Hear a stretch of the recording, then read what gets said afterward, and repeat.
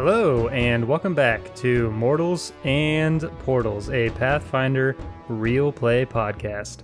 I am your host and GM, Zach, and joining me at the table is... Adam, and I play Jules, an Azarketi bard. I'm Joel, and I play Dax, a kobold rogue. Ryan, or Ryu, a tiefling magus. What's up, Terrorbear? Sorry. Taryn and I play Waltz, a human champion. What's going on over there? You guys disgust me, because only Ryan told the truth. We talked about this before we hit record. We are doing Ryu's Origins Part 2 today, so only Ryan is playing Ryu, and you guys are reprising your roles as your NPCs, because, surprise, Ryan has a very detailed character backstory, so he is special and gets a 2-part origin story. Good job, Ryan. No, it's alright, man. This is going to be super fun. Super excited. So, unlike all the other Origin sessions, we're actually going to do a recap. So, in the part 1 of Ryu's Origins, we met a young, about 5-year-old Ryu training under the tutelage of his mom, waiting for his father to return from a patrol. He was called by a mentor, which we call an Okita. So Ryu ran over with his friends, Naro, played by Joel, Sota, played by Adam, and Tantu, played by Taryn. And they received some training on how to channel their auras, which they're going to need one day when they attempt to awaken. And then they also met a nemesis of sorts named Jin, who was a rival of Ryu's.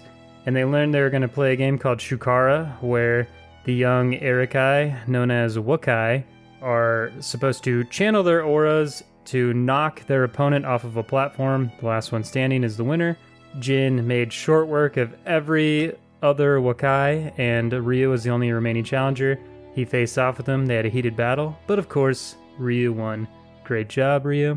And then a horn sound, signaling that Ryu's father was returning and their patrol. So he rushed to greet them and found that his father was not amongst the patrol, and they were ambushed by members of the Fangdom, and none survived except a few returning Erikai. So Vish, the commander of sorts, told the rest of the Erikai they needed to pack up, move their camp, and get out of there before the Fangdom finds them, a very common ritual amongst the Erikai.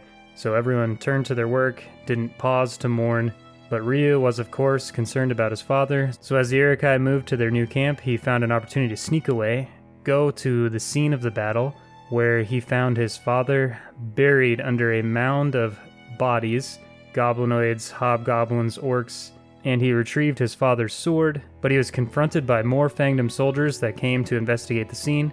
And it wasn't looking too good for Ryu, but luckily Vish and some other Erikai showed up to try and save him, a small party of Erikai that battled valiantly as more and more soldiers swarmed the battlefield. All of them died except Vish. Ryu was feeling very helpless, started to lose his vision, and suddenly everything went black. He has no idea what happened, and sometime later he came to, saw he was holding a blood-soaked sword. He saw the silhouette shadow of long horns protruding from his forehead, dead Fangdom soldiers everywhere, and a shocked Vish looking at him in disbelief.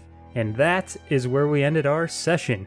And normally, I'd say that's where we're going to start our session, but not today, because we're starting it 20-ish years later. So you guys ready for the GM scene-setting monologue this time? I guess. All right. Let's do it. Let's get it over Taryn, with. you didn't. Taryn, what about you, dude? Zach! What? I'm ready for it. Oh, great. I guess I like to hear. I just wanted to say your name how you said my name.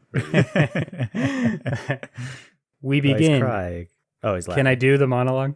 What? Who are you talking Everyone, about? shh. Everyone shush. Go ahead, Zach. Go ahead. Go ahead. Okay, go ahead. We You're begin doing great, buddy. 20 years later as Ryu and his peers traverse the Merudir Dunes under the guidance of their mentor Vish. The Erikai party is searching for a ley line, a highly potent concentration of magical energy vital to the Erikai tradition known as an awakening, where young members channel its power to unlock their magical potential and prove their worth to the clan. So, Ryu, you are following the lead of your mentor Vish on a warm, starlit night through the dunes. You are accompanied by Naro, Sota, Tantu, and of course, Jin. Your party has been traveling for several days, and you are eager for the opportunity to awaken and earn the title of Okita. You suspect you will soon arrive at the ley line as you mentally prepare for the moment you've dreamt of since you could hold a sword.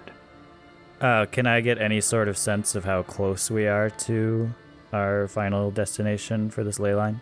Yeah, you can tell just by the way Vish is moving and how focused he looks, just the sudden change of demeanor that he can sense, perhaps that they're close. You don't necessarily know yourself, but something feels different about his disposition. Master Vish, Yes, we must be getting close. you are correct. Can you sense it? Make an Arcana check. Uh-oh, I gotta find out what my Arcana is. Level 1 Ryu, man. 19. You close your eyes, exhale through your nose.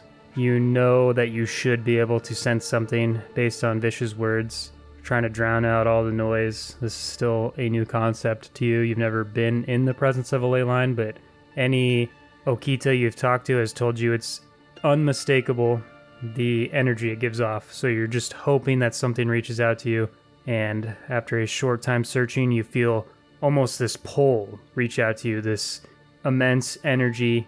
It feels somewhat far away, but close at the same time. You've never experienced anything like it, and you can almost tell for certain that that is the ley line. Sota, do you feel that? The wind? What do you mean? You don't feel the pull of the ley line as we near closer? Am I supposed to? Tantu, Naro, how about you? I think I can feel it. Yes, I feel it. Of course, I can feel it. I felt it for honestly miles now. It's no mistake that you probably didn't feel it, but Ryu, I'm glad you do. Finally, I respect you and you're very strong and tough. These other two, it's no mistake that they would not feel it right now, Ryu. I can't wait to watch you fail your awakening, and finally, your lack of skill will be revealed, Tantu. And you look back and there's Jin smirking at you. Jin, I'm not going to respond after this sentence because I don't respect you. Oh, we got you. Oh, Got him. A silent Tantu. Finally. Okay, I will.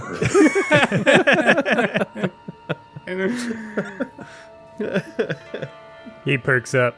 Well? It's not worth it, Tantu. He's just trying to get a rise out of you. Yeah, you don't need him. I'm glad you're smart enough to see this, Sota. He's obviously a giant idiot and didn't hear my previous sentence, so let's just ignore him. He's worthless, he's trash. I know Sota can't sense the ley line. He's only worried about his bowel movements. Hey, I went this morning. Don't think I forgot about that time you farted when we were playing Shukara. You stand no chance of awakening. We were kids then. That seems like a really weird thing to hold on to in your memory. Yeah, why are you thinking about that? I totally forgot. That's kind to of be weird, honest. Jen. That was like 20 years ago. I thought it was fun. Whatever. Perhaps we should all remain hardened and focused. Yes, good thinking, Ryu. Sota closes his eyes to focus, and then he trips and falls. Oh, Soda, let me help you up here. Oh, thank you. Thank you, got it, Naro. buddy. Don't worry about it. Just leave him. Yeah. Save him the shame of failing his awakening. Sota, do you remember what I told you those 20 years ago? What did you tell me? I don't That's remember. stuff about staying on your feet. A warrior stays on his feet and all that stuff. Yeah, okay. Yeah. Of course, Ryu. A warrior stays on his feet. I just, I thought I saw a cool bug for my collection. Of course. Very well, my mistake. But if you were tripping, ensure that no one sees you fall. Yes, Master. I mean, Ryu. Sorry. Ridiculous. No one asked you, Jen. Jin, don't you have your own friends you can go off to rather than just lingering around our friend group? Maybe that's the problem. We're not friends. We're warriors. We're here to protect the lasting legacy of the Arakai and defeat the Fangdom once and for all. If you guys focus more on your skills as much as you did on your precious friendships, perhaps you'd actually stand a chance of awakening. Deep down, Ryu agrees with what Jin is saying, thinking that, maybe we shouldn't be so much focused on this fun friendshipy stuff because we are here for the betterment of the Arakai clan and to ensure that we become awakened warriors. But at the same time, he wants everybody to awaken because he knows that will be for the better of the clan. So he'll look to Jin and he'll say, I see where you are coming from, Jin, but would it not be best for us all to awaken here today? I think it'd be best for those who are worthy to awaken, Ryu. And he looks at you, like, in your eyes in a way that gives you the impression that he genuinely thinks you're not gonna awaken. This isn't a game of Shukara, Ryu. And he gives you a little smirk. We will see whose aura gets the job done out in the desert. I'm counting on it. Then let's not waste any further energy and remain focused on the trail ahead. Good idea. You guys can't afford to waste any energy. And he looks ahead. I love playing Jin. You guys suck. This is so anime. Just a bunch of like cool lines at each other until something happens eventually. Speaking of energy, Sota, didn't your mom pack you some protein bars?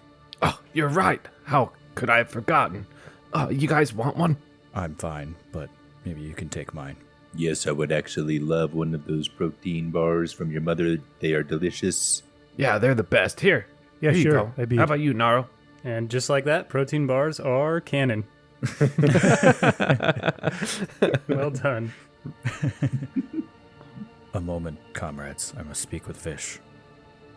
Master Vish, He looks to you with a raised eyebrow. it's been 20 years since the day you saved me in the desert after I sought after my father. Do you recall?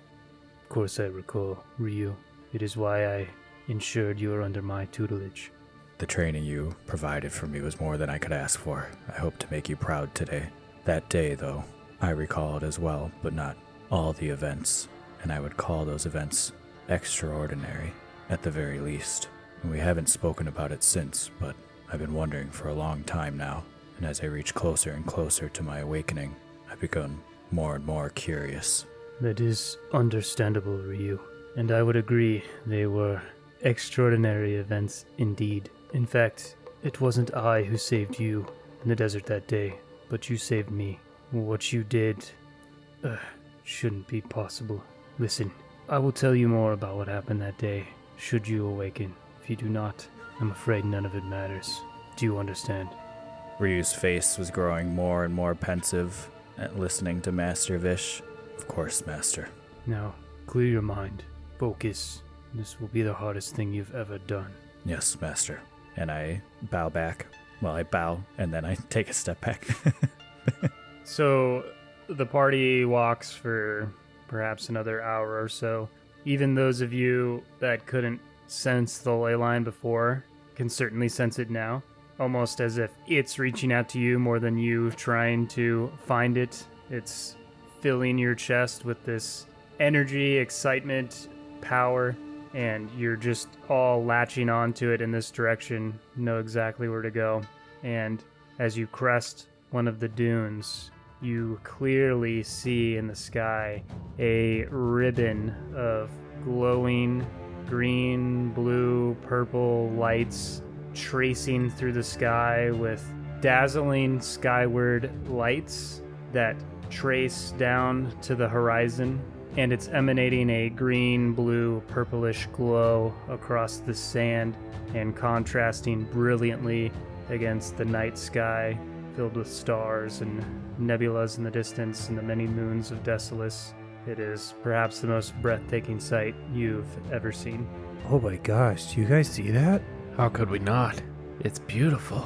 This is truly one of the most fantastic things that I have ever seen. Ask anyone.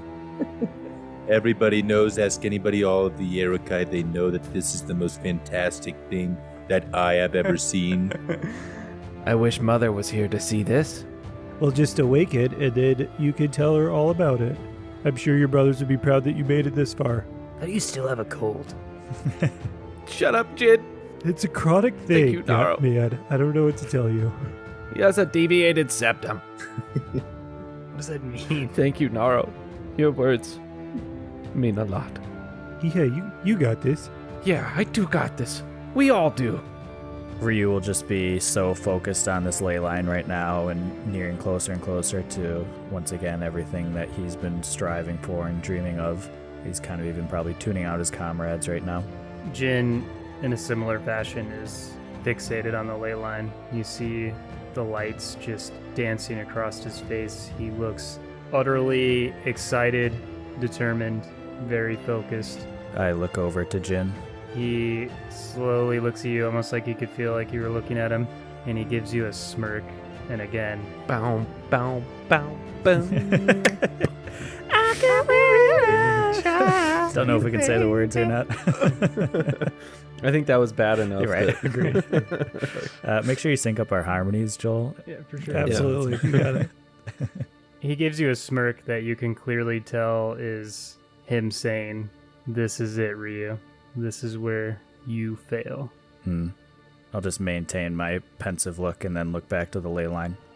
And Vish positions himself in front of the group and looks at all of you. Whereas maybe other cultures would give a big speech here, remind you how important it is, Vish looks at all of you and says, "You know what to do." And he turns around and sits down on his knees on the dune he's at. And you guys proceed to the dune directly underneath the ley line. So you all know that it's very typical in an awakening ceremony for Erikai to test their skill against some sort of beast or creature, something that would be very difficult to defeat without awakened powers. And even better, Erikai love to test their skills against wargs, which are very yoked up, muscular, wolf-like creatures that the Fangdom domesticate and use as mounts in their armies. So you see this as a way to kill two birds with one stone, so to speak, and take out a creature that could be used by the Fangdom and test your skill. So you would then proceed to the ley line, draw a small amount of blood, let the wind carry it, and hope the wargs come, and in the battle, channel the ley line, if you can, and awaken. I look to Sota, Jin, Tantu, and Naro, and I pull my sword out of its hilt slightly, open the palm of my hand, brush the palm of my hand against the sharp edge of my sword, drawing some blood. Sota does the same. You guys we're just going for it, huh? Okay. It's time, Naro. Fellas, whatever happens, we'll always be friends. Yes, I have grown quite fond of you guys. We will always be friends. And I'll unhilt my sword and slice my hand as well. Yes, friends. Let's do Jin this. scoffs. Even in death. And he pulls out his sword, cuts his hand, and proceeds to the dune. I do the same. Sota also does. He trips, but he catches himself. Nobody saw it, Wow. right? Good job, No one Sota. saw it because I caught myself. I do like a little jog, like I trip, so then now I'm kind of jogging. Yeah, you pass us. This is I totally meant to. Oh, you guys aren't jogging? Okay, I'll stop. Wow, Sota's really eager. All right, so the five of you position yourself spaced out relatively evenly amongst the top of the dune. The ley line is directly overhead. You can feel the energy passing through you at all times, almost like a weight on top of you. It's intimidating in a way. You're very familiar with channeling your own auras, but channeling an external power, although you've prepared for this and have been given counsel on how to do this, it's very intimidating still, especially knowing that the raw power of the ley line can be very destructive to those who channel it recklessly or don't know what they're doing. And there's almost no going back if you fail. So you're all just sitting there thinking, what thoughts are running through each of your head? Let's start with Sota. What is Sota thinking? I'm thinking about my mother. I'm thinking about my brothers and my father before them and how no one in my family has made it this far. So to be here now is terrifying and exciting all at the same time. What is Tantu thinking? Also, Sota's mother. Also thinking about Sota's mom. Tantu is thinking that he is just very ready for this, and he is almost certain that he is going to become an Erikai by the time that this is done. He has no doubt in his mind. What is Naro thinking? Naro is nervous. He isn't super confident he's going to make it. I mean, he's done the training. He's done okay. But, you know, he doesn't have a lot of self-confidence. He tries to stay under the radar and stuff. So he doesn't want to go first, but I guess we all kind of went at the same time. But yeah, he's not super confident in what's going to happen. He is just kind of along for the ride. He's going to do what he can, obviously. He's filled with self-doubt right now. And what is Ryu thinking?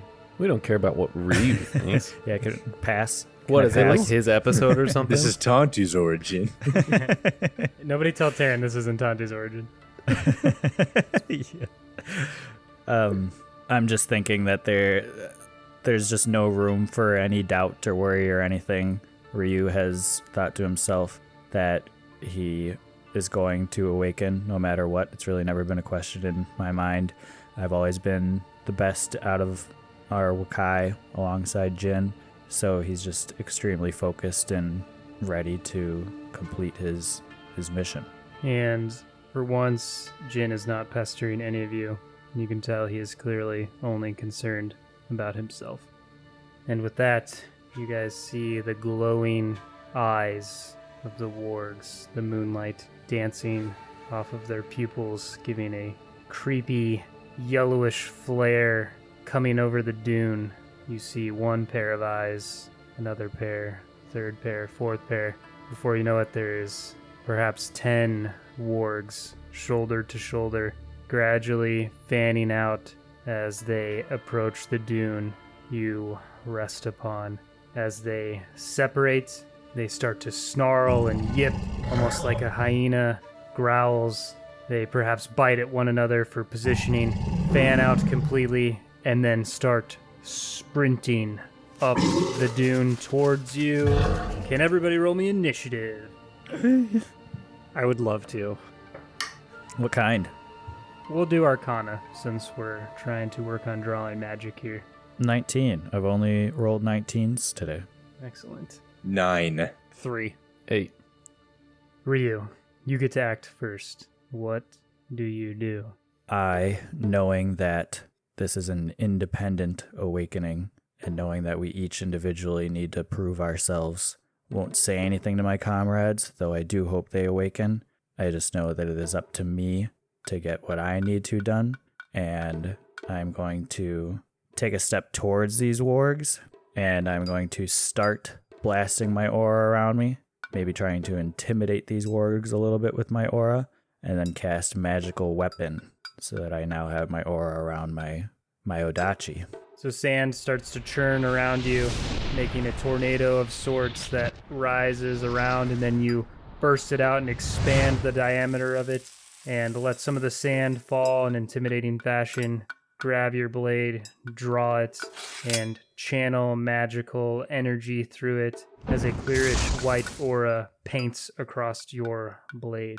And then I think I wouldn't necessarily know how to awaken or how to trigger this ley line or anything, so I think it would make sense for me to just kind of maybe wait out for a moment and see if I feel something or am expecting anything in terms of what to do with the ley line. So I think in the meantime, I'm just going to take a ready action for one of these wargs gets close to me to use my spell strike on them.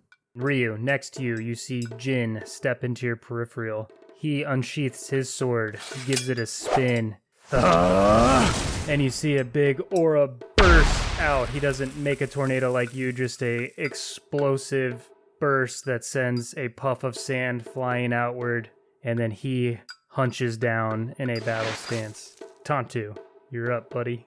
Tantu will walk forward and have a completely blank face and draw his sword and just look with a very unemotional face on him and just blast his aura just once and then just not move. One static burst outward. All business. He's ready. Let's do this. Naru, you're up. He'll look down at his sword and pretty unconfidently draw it, and then a green aura will kind of slowly envelop the sword. Think almost like a fluorescent light bulb turning on. It'll flicker for a while and then and turn on, but pretty dimly. Maybe a little bit of sand bursts out, but he's not feeling super strong right now. He'll have his sword ready. He'll get down in his battle stance eventually, but he's a little bit slower and not super sure of himself. Excellent. Sota. Sota watches his comrades and Jin prepare themselves, and he takes a deep breath, and he takes his sword out, and he tries to ignite his aura, and nothing happens. Uh-oh. And he kind of starts to breathe heavy and panics a little bit.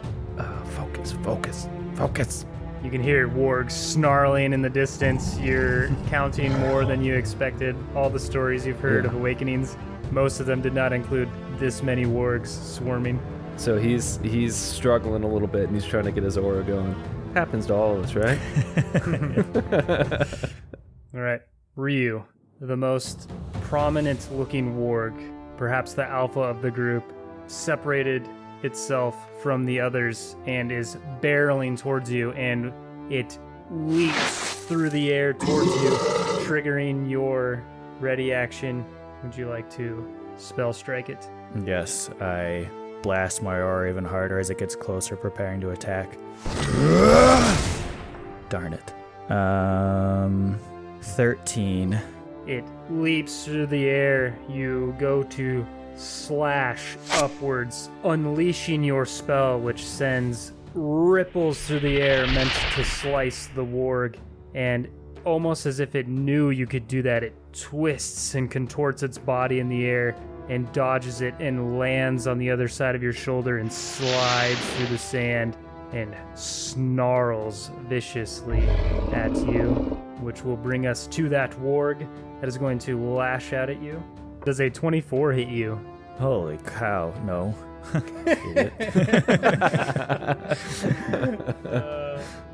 And then it lunges forward and bites into your shoulder, and you're not able to get your sword over fast enough. Its teeth dig into your muscle and rip outward, and it deals 6 damage. Tearing from your flesh, your robes rip, blood drips down your chest. Ryu is slightly taken aback for a moment because he expected more of himself, but quickly refocuses. The warg is going to lash out at you again, opens its mouth wide, and it looks as though it's going to try and swallow you as it lunges forward. And you push out with your aura, redirecting it as it snaps its jaws at you, and it narrowly misses you. And it's going to take a third attack. Good lord. These wargs mean business. And it slashes with its claw, and you raise its sword and clank against its long claws and block it. Focus, Ryu. 4th attack. 10 attacks later. Next to you, Jin has a warg approaching him as well. He sidesteps its strike, looks as though he thinks to strike it with his sword, and then raises his sword skyward up to the ley line. And he's trying to channel. You see his aura forming around him, and a thin spark strikes from the ley line, hits his sword, clanks off of it. You can tell he didn't quite channel it correctly. The warg lunges at him again, and he has to break focus and dodge it one more time. And he positions himself and raises his sword again, preparing for a second attempt, and that'll take us to Tontu. Tontu will look back over at Ryu and go quickly look back towards the ley line and just put his sword in the air. I like how you're holding it. I wish people could see you. Tontu, you raise your sword to the ley line and say, "Don't worry, Ryu, I will be awakened soon and I will help." and in that moment, a powerful bolt erupts from the ley line, strikes Tontu's sword, sends a flare of light outward as it runs down the blade of his sword to the hilt, and then engulfs his entire body. Electrical-looking energy dances around him and then explodes leaving no trace of Tantu as mist fills the air. Oh crap! Oh my god. There's the sketch, ladies and gentlemen. He gone. Tantu exploded. Yeah, Tantu exploded. Oh my gosh. But this is my origin story. Terran's like, what the heck, Zach? I'm That's really so, like- excited to see how Zach ends up bringing Tantu back. Yeah. You know? Right, Yeah. We're all intrigued, yeah. Yeah, How did the that's main quite character the narrative shit. Holy cow. Okay, for my second action, I want to No, move no, towards Yeah, you're using Misty Step, right? You have like negative actions left now. That brings us to Naru. Okay. So seeing Ryu kind of get his butt kicked a little bit by that. And Tantu explode. That's Not to mention, The priorities. where the you- one of your Attention is- childhood friends just one interaction, and he's like, huh. Not the fact that one of his Man, childhood Ryu's having friends for a 20 tough time years over just there. exploded into pink mist. You see Ryu get bit by that dog? Did you just see Tantu No, Tantu explode? exploded, bro. We are all Wasn't wearing done yet. pieces of Tantu right now. Yeah, but Ryu had kind of a tough time with the first attack on that warg. Okay. I know Joel didn't get a chance to finish, but that was just too funny. You know when you're at the zoo and they got those misters and it's like really hot and it's nice to walk through? That's It's Tantu. refreshing. Yeah, it is the desert. There's just a smoking, burnt speck on the ground. The only thing that's left are his feet and the sand. The Sandals. Yeah. So having just been splattered by There you Tantu, he's visibly shaken, of course. I would say, I think his aura actually kind of goes away a little bit. It breaks his concentration because this is not at all how he thought this was going to go. Tantu explodes, Ryu's getting overrun, and even Jin didn't seem to channel it. So his confidence is somehow even lower than it was. So I think his aura dissipates a little bit, and he'll kind of look down at his sword and shake it a bit, trying to get it to almost relight, I guess. And Naru, you're kind of positioned in a way where like Jin and Ryu are first encountering all the wargs, almost kind of like you're sunken back where you have time to like worry about your sword and concentrate on this. And you would have to actively decide to like run up and engage these wargs. So are you just going to stay put and try and channel your energy? Yeah, just trying to reignite his aura and sort of mentally reset from what he just saw. All right. And that brings us to Soda. After witnessing one of his friends just get obliterated, seeing Ryu, who he looks up to, having a difficult time, Jin not having, his confidence not being enough to become awakened. Like, how is Sota ever going to do this? His whole life, he's been the underdog, and he has just never felt more unsure and unconfident in himself.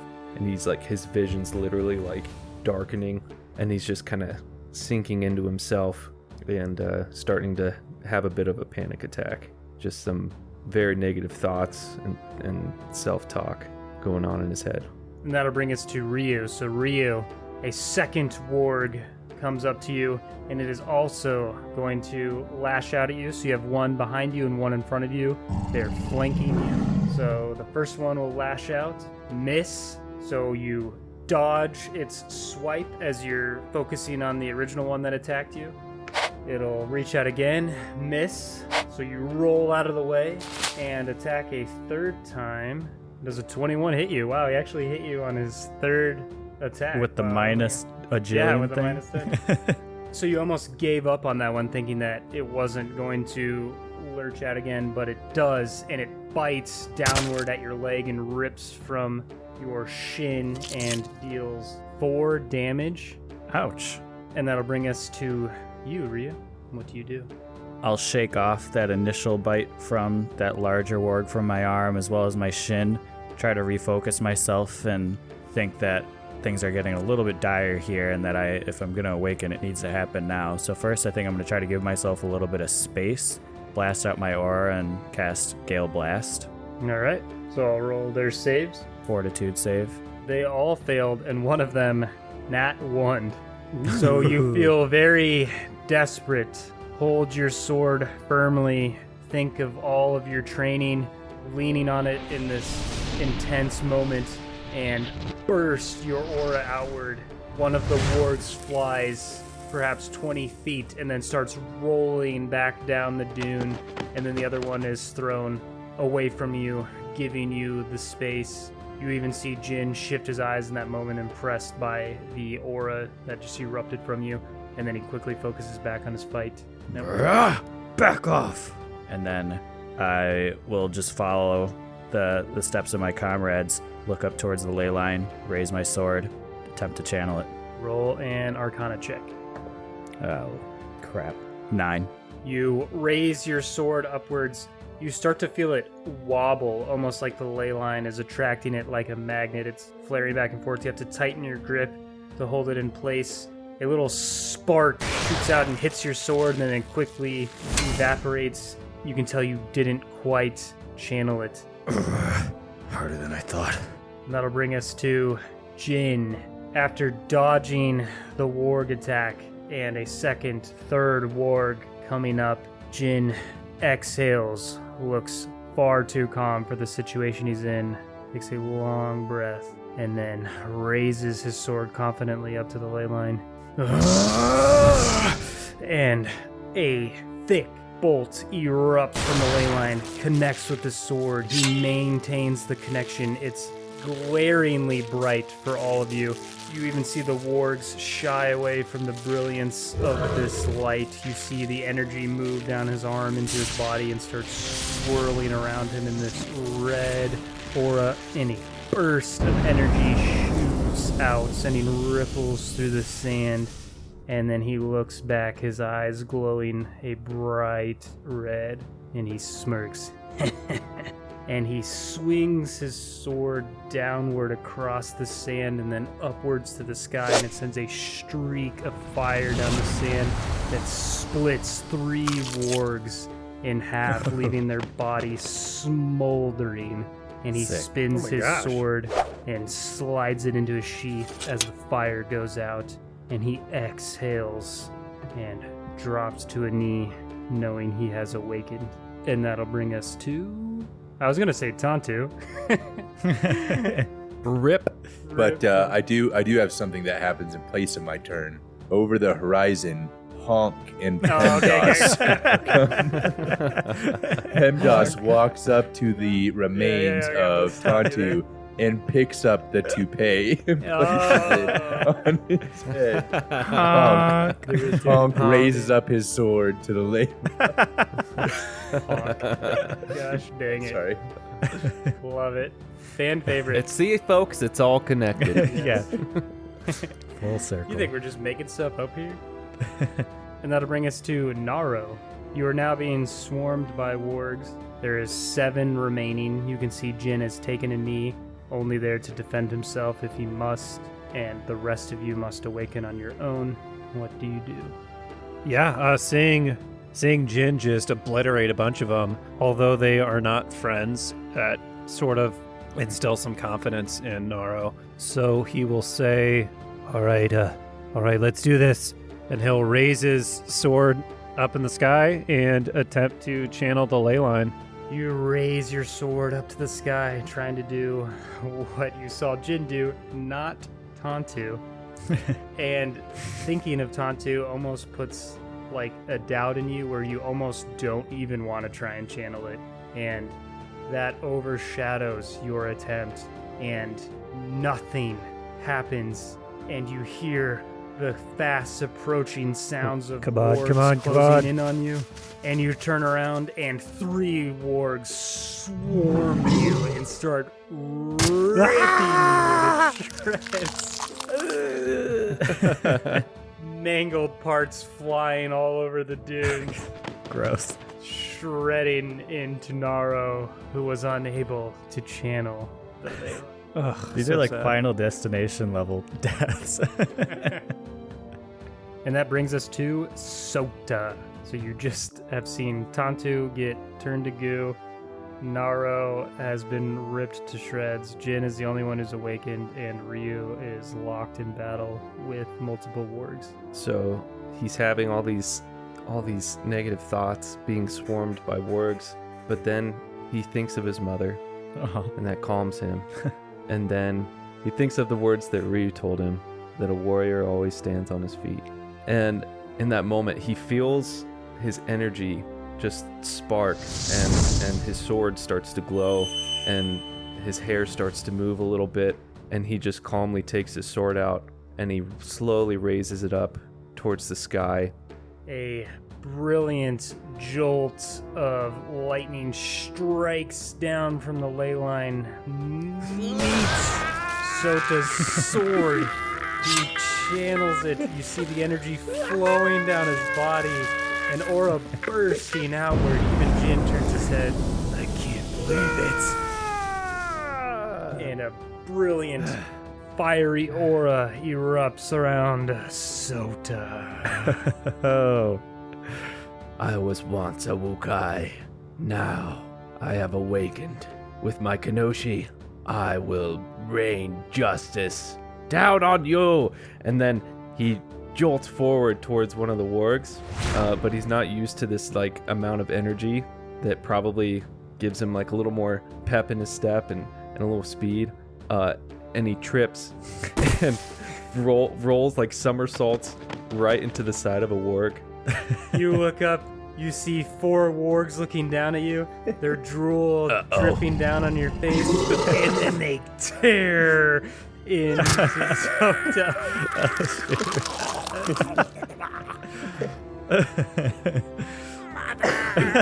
No. He made it further than his brothers. And that is the did it. legend I of the awakened. brothers Woodja, Laika, and Sota. I awakened. You did it, Sota! Yeah, maybe that's your final words. I awakened.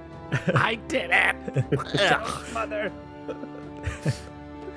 And that brings us to Ryu. Now all of the wargs turn on you, fearful of Jin, seeing what he can do.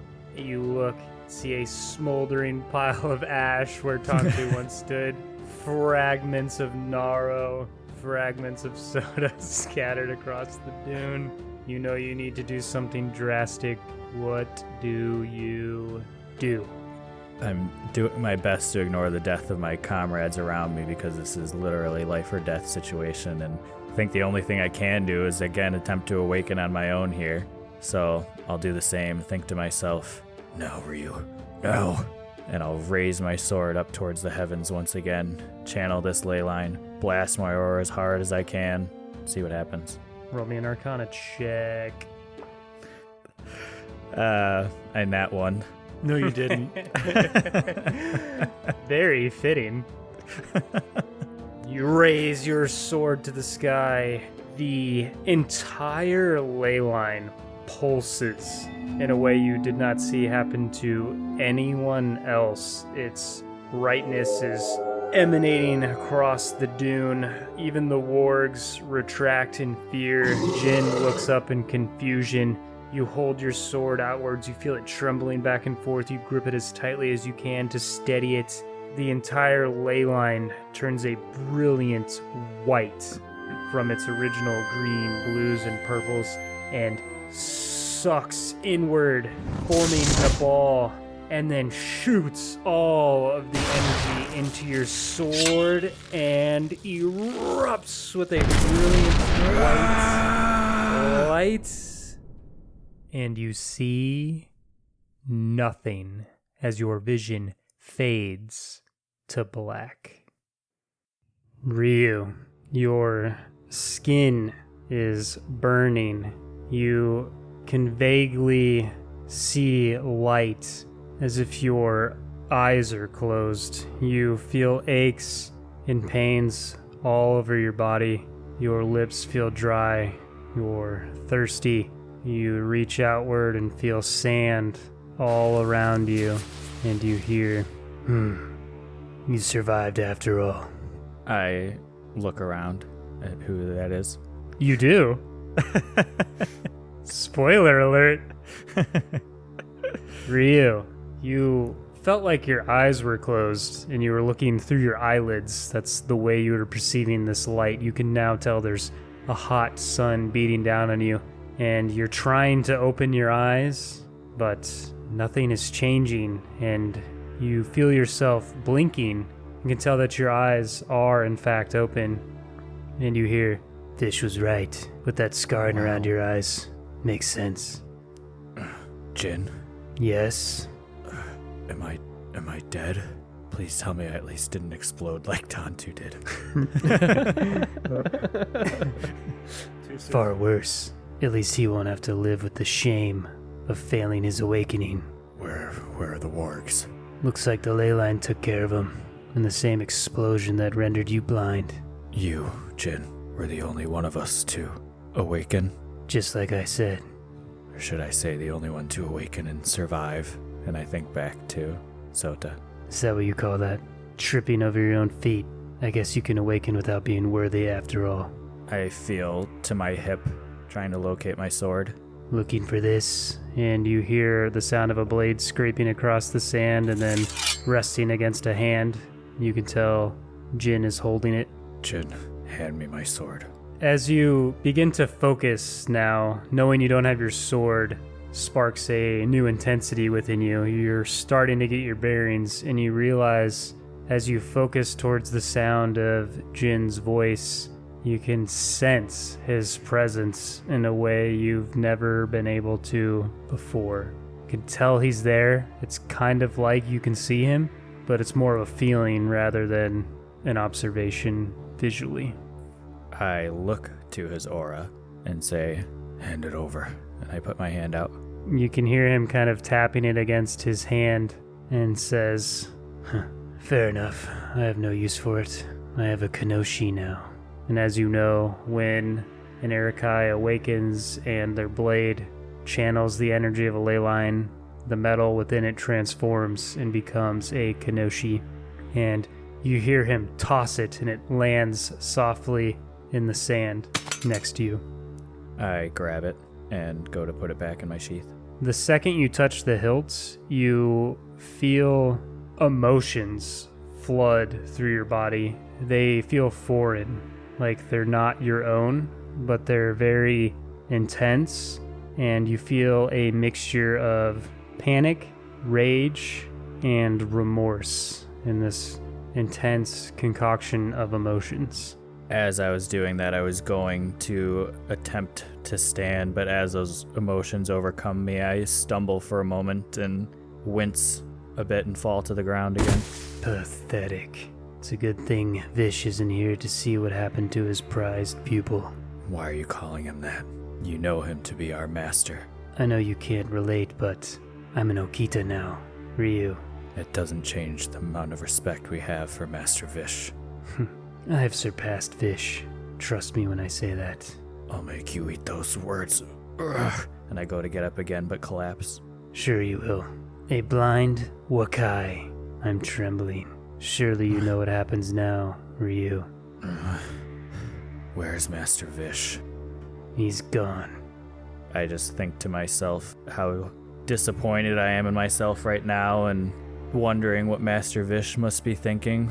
Likely disappointed as well, and as Jin said, I do know what has to happen now, and I'm sure Master Vish was aware as well, and I never thought this day would come and just feel abandoned, but I understand the ways of our clan and what must be done, and I attempt to get up one last time, and I, without even looking at Jin's aura, say, Yes, I know. and I start to take a step into the desert. Oh, one more thing. You hear the sound of a cork pulling out of a canteen, and then the sound of water dripping against the sand. You forgot your canteen. And he throws an empty canteen that hits you in the chest, lands in the sand. What a jerk. Wow. Who You know, would throw something at Ryu? I just think about the undeniably chapped lips that I'm going to have without that water. Hopefully you encounter someone that can heal chapped lips. Ryu's so taken aback and disappointed in himself that he is not even thinking about his longevity right now and that he could potentially actually use this canteen. But his pride won't allow him to bend over and pick it up in front of Jin, and he will go about his dry, waterless, hot journey without said canteen. Oh, and don't worry. I'll let Natsu know. Another member of her family won't be returning. And you hear the sound of him turning away and walking the opposite direction as you. That was a low blow. That's Ryu's Kill him. mommy, by the way. The one that told him he looks handsome. Kill him. Yeah, at least I can always hold those words in my heart. Yeah, I go about my journey now knowing that I am no longer Erikai, a banished member, and must struggle to survive on my own until I, at least in my mind, can prove myself worthy again. Though it is never anything that has happened in the clan before, Ryu is determined to be the only and first. Right. So, Ryu, as you said, you journey into the harsh desert. A hard task, even if you could see, but newly blinded. It's exceptionally difficult. You don't know where you're going. The heat is getting the better of you. You've been blindly wandering the deserts of Desolus for days, unable to find refuge. Though you've encountered no enemies, you inch closer to death with each passing moment. Unable to continue, you drop to your knees and lay on the scorching sand, wondering if this is truly your fate, when suddenly you detect an ominous, potent presence looming over you. You are not sure how, but you seem to be able to sense the presence is a conscious being, though you heard no sounds of an approach. So similar to how you could sense where Jin was sitting, you feel something approaching you as you lay there in the sand. And you hear, "I thought Erikai to be persistent, yet here you are, letting the elements get the better of you." Who goes there? "I am more than you could comprehend, Ryu." And suddenly you feel a jolting pain in your brain as you focus towards this entity and absorb the full might of their existence in a brief moment, ringing within your head. It's an intense, sharp pain. And then you feel it subside, and you hear, "So you can see." What are you talking about? Nothing you need to concern yourself with now. I was beginning to think you would never come. For you at this point, I'm just confused, exhausted, dehydrated, don't even have the mental capacity to even carry on this conversation anymore, as curious as he is. Your fate cannot end here, Ryu. Too much is at stake for you, myself, Caldora. It has been written. You cannot die here, alone, in the sands of Desolus. What kind of Erikai are you? Rise. I am becoming more and more intrigued by what this person is talking about. I am not Erikai. Perhaps not now, Ryu, but if you carry on, you may become the greatest Erikai yet. Who are you? And I do my best to look and get a sense of this thing's aura. You look towards the aura, and you can tell it's suppressing its own aura just based on the way it was when it first approached, where it caused pain within your own mind. And it says, "You will find out soon enough. All of Caldora will find out soon enough." And with that, the aura disappears entirely. This is all a lot for me right now. I have no idea what this person is talking about. I feel as though I am the furthest thing from the greatest Erikai right now. A failure amongst all them by our standards. But I do just feel some sort of motivation where I had none to stand up and keep moving forward. You rise from the sand. You feel the sand fall off the creases of your robe. Your entire body aches. The sun is beating down on you. But knowing there is perhaps some chance, at least someone believes that you can still become perhaps the greatest Erukai ever, is enough motivation for you to carry on until you either die or get to safety. And you start trudging through the sand, stumbling aimlessly. You have no idea how much time has passed. You don't know where you're going. You're already second-guessing what you were told. You're wondering if you imagined this, if it was real, if it was a mirage, a hallucination. And then suddenly you feel a presence around you, though you don't sense it like you do the other auras. It feels like no one, yet someone at the same time. How's that, Ryan? Does that make sense? It makes about as much sense as anything else Ryu has tried to see so far. And for some reason, it feels like something you can trust, and you can feel it pulling at you, kiting you in a direction. Hello? Honk. Dang it. Honk is everywhere. You hear nothing in response, only hearing the faint whispers of the warm wind. I just reach out towards this aura and make my way towards it. It continues to move as you move. You can tell if you stumble away from it, it starts to pull you back to where it was originally going. And you continue to follow this entity, this force. You don't know what it is. And you begin to feel specks of sand tap against your face. And you hear howling winds coming.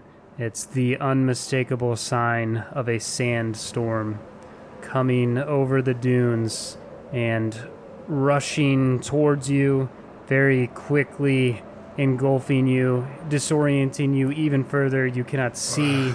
You can barely hear just the whipping sounds of the sand. The only thing you can channel onto is the feeling of this presence guiding you. Hey, help! No response. It just continues moving. I continue chasing desperately. You perhaps pick up your pace as it's moving faster and faster. And can you roll me an Arcana check? 23. So you feel this force stop in place, and you now are standing in the exact point that it is. You feel around and feel nothing, but you feel like this is where you need to be.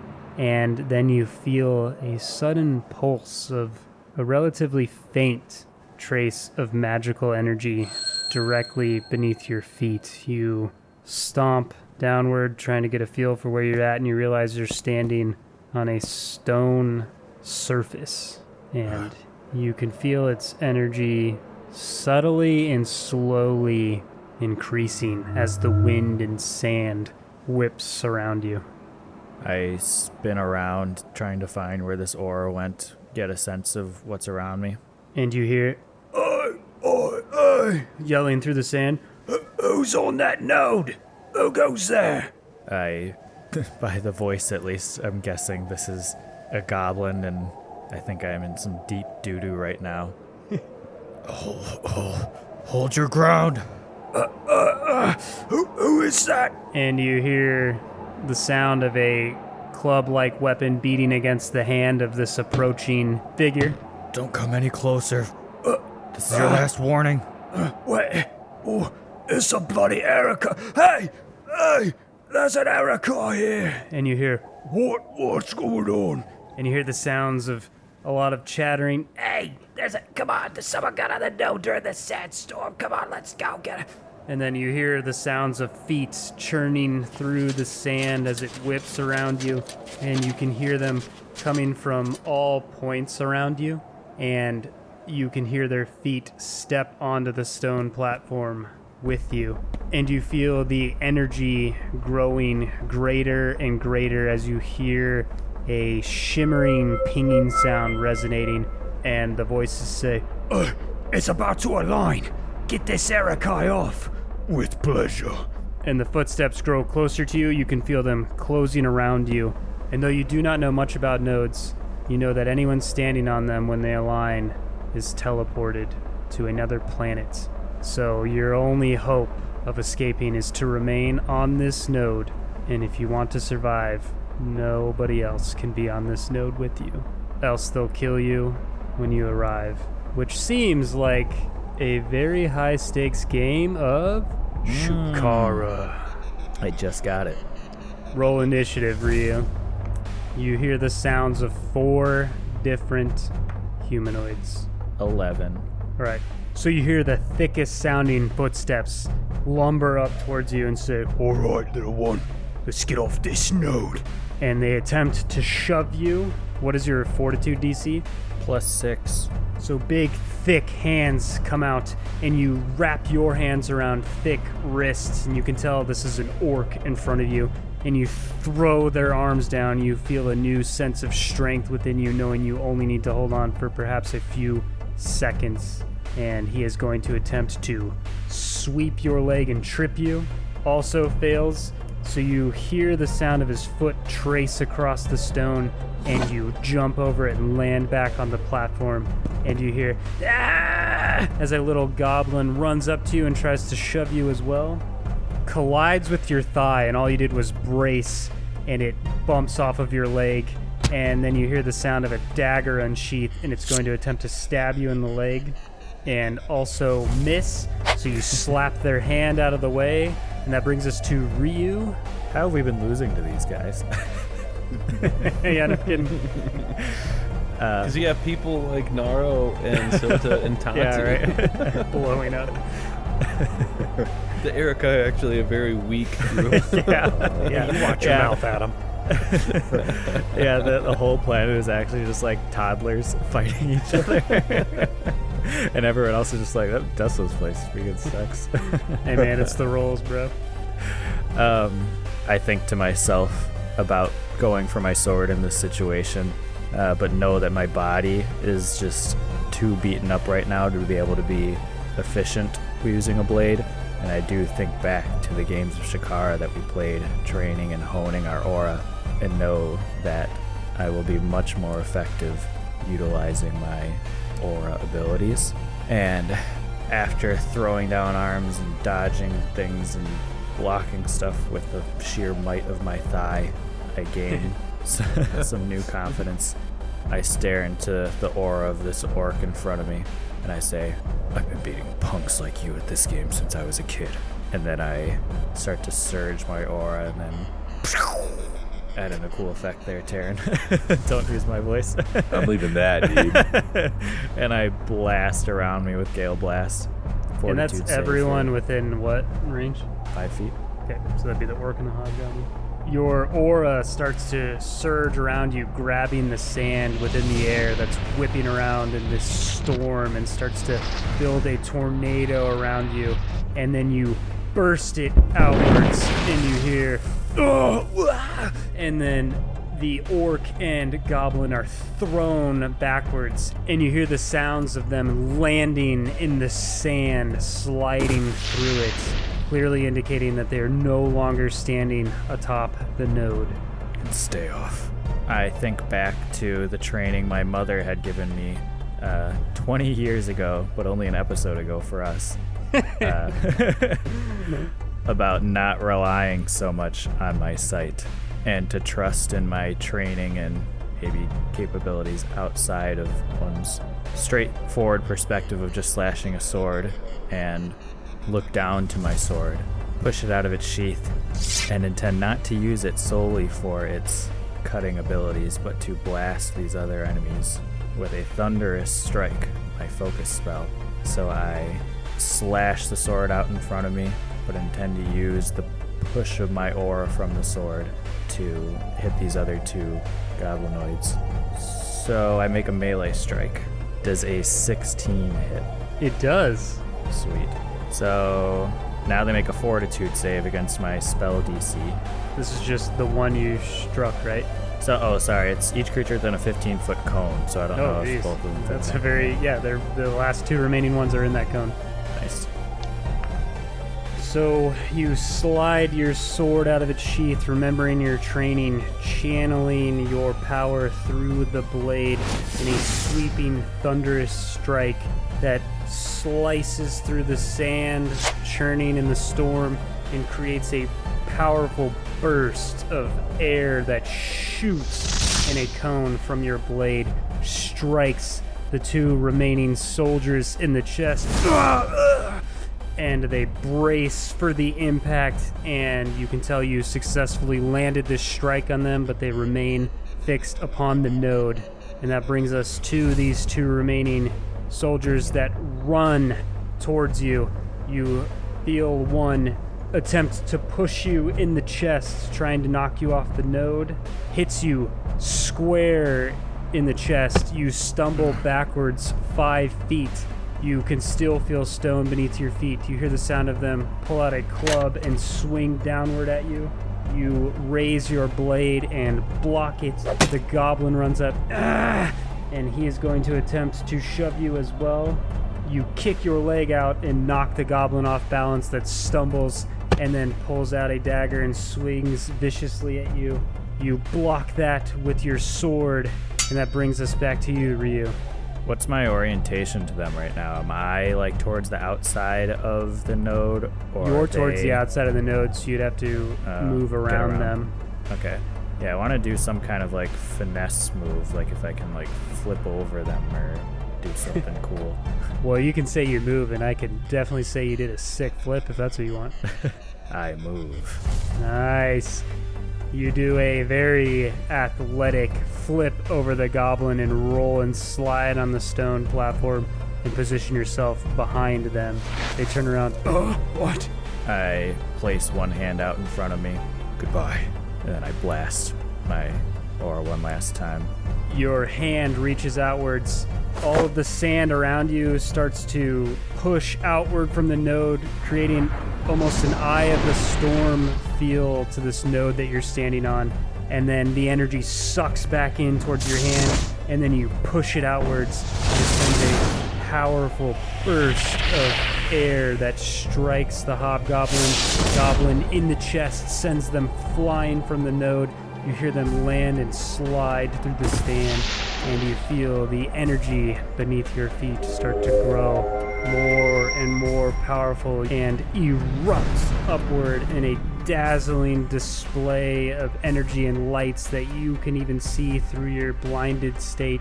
And you feel as though you're ripped from your present location, traveling trillions of miles in an instant, and your mind is flooded with a vision of a circular stone doorway with an encircled star, and you hear a chorus of several voices say, Umdavig.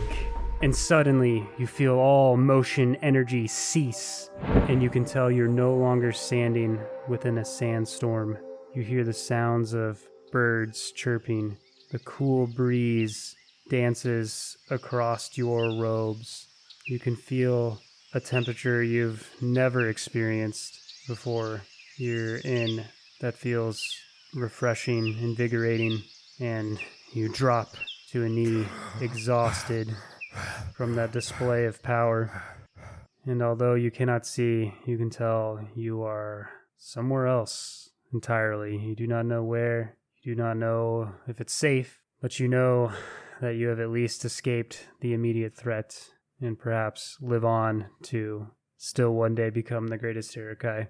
Ryu feels fortunate to even be alive right now, doesn't totally understand what happened with the node, but feels as though he has been given a second chance at life, essentially, and is extremely motivated to fulfill his original goal of awakening, returning to his clan, becoming an Irokai once again, ridding Desolus of the Fangdom, and the only thing in his way is himself. Wow.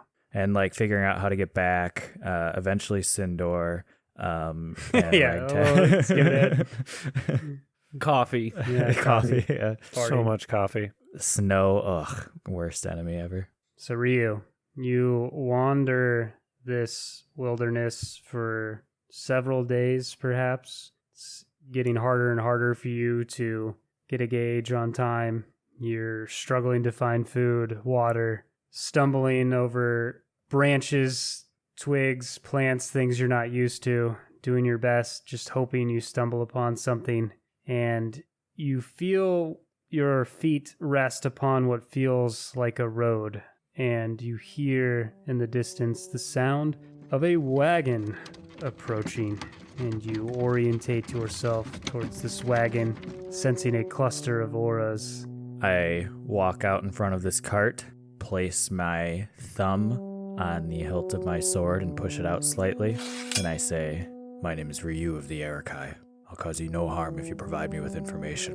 And then a kobold atop the wagon stands up and says, Hey guys, another one! Look at that sword, that's freaking huge! and that is where we'll end our origin session. That's Just right, like it's that. a two-parter, not a three-parter. We managed to do it. Good job, everyone. those are some meaty Hey, episodes. good whoa, work. hold on. What are you doing?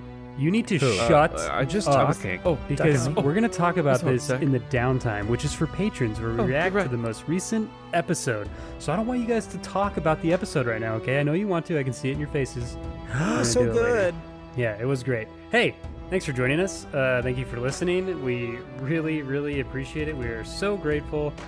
So glad to have you part of this community. If you want to be further part of this community, check us out on Reddit, Instagram, Patreon, YouTube, all that stuff. All kinds of cool Patreon benefits like session sketches made by Adam, and the downtime where we talk about the episode, the metacast where we just talk about random stuff and answer questions by you, the Discord where you can hang out with us and all the fellow patrons and just talk about all sorts of random things, and live streams where you can watch us play video games and just talk. And you know what? Check it out. That's all you gotta do. Check it out. But first, I want to thank my crew, starting with Joel, who does all of our editing for vocals. I don't know how Except long recently. this episode's gonna be, but it took 2.5 fun. hours of real time because or something like that, because we talk about work and then we get way off topic. We take bathroom breaks, we snack, all this stuff. So Joel has to sit there and listen to all that again and cut out all that nonsense and give It's you great. guys a nice polished episode. So thank you, Joel. You're a freaking Thanks, Joel. hero. Love you, man. And I want to thank love Taryn, you. who does all of our sound effects for these episodes. So he also has to sit there and listen to every little thing and then be like, is this a good spot for a sound effect? And then if he decides that, then he has to go search through billions of sound effects and find the right one and put it in and then be like, do I like that one, and take it out. That is a very, very time consuming process. So thank you, Taryn. You Thanks, are Taryn. also a hero. And Thanks, guys. I love if you ya. listen to one of our episodes without sound effects, it's like wah, wah, wah. So good job, dude. You make us super awesome. Love you, bro. And I want to Thanks, thank guys. Adam, who does all of our amazing, incredible artwork. I mean, seriously, how spoiled are we? Because I'm pretty sure most podcasts don't also have an artist in their group that is an outstanding player and friend and can draw you all of your stuff. Oh, wow. So, wow. Thanks, Adam. Great Oh, job. thanks, Adam. Ahead of Adam. ourselves. You're so great. Wow. I'm going to go to bed with a big smile on my Yeah, face. no, you gotta actually after this, you gotta go draw some more art. So yeah, sorry, you don't get to go to bed. Yeah, sorry. Sorry. Yeah, this guy turns out the patron sketches, where they vote, he does that the poll starts right after the episode airs. Basically, it ends on Sunday at midnight, and then he has to have it basically out before you're releasing it at the next episode. So he usually gets it done in 2 or 3 days, and some of these are 5-panel comic style sketches. So it's nuts. And he has a job and It's kids and a dog fun.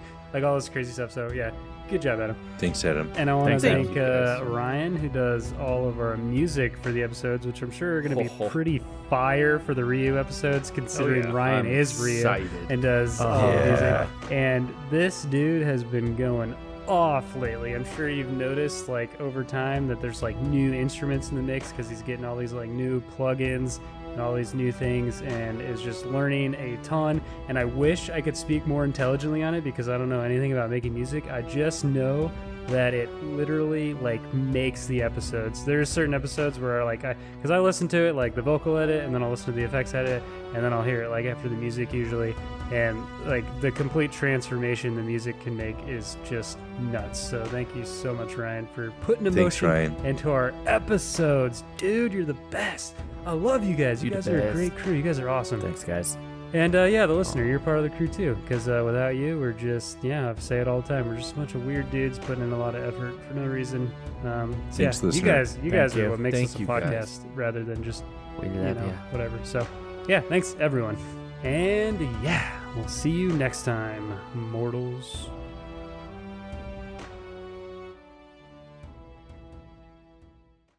Perhaps we should all remain hardened and focused.